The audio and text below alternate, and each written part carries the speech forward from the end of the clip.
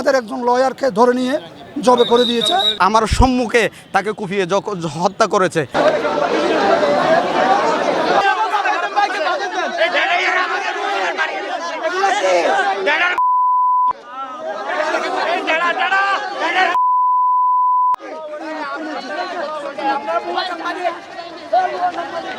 ওদের প্রভু গ্রেপ্তার হওয়ার পর আইনগতভাবে ওরা যথেষ্ট সহযোগিতা পেয়েছে এবং এতে কেউ বাধা প্রদান করে নাই।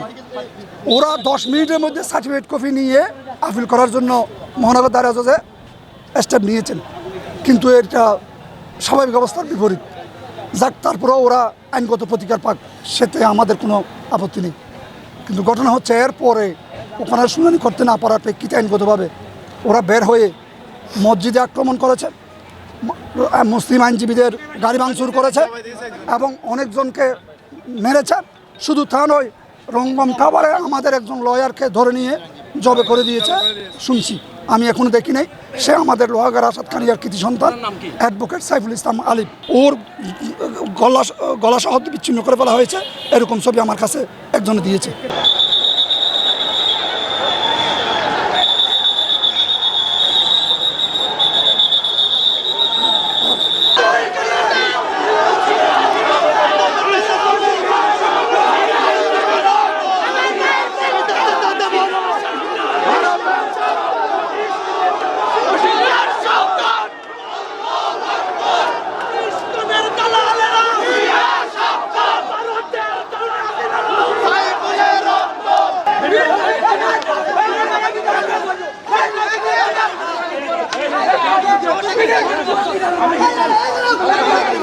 মেথরপাটি রোডের মুখ থেকে একদল সন্ত্রাসী এসে দা বটি কিরিচ নিয়ে একজন অ্যাডভোকেটকে আমার সম্মুখে তাকে কুপিয়ে হত্যা করেছে এবং আমাকেও পাথর নিক্ষেপ করেছে।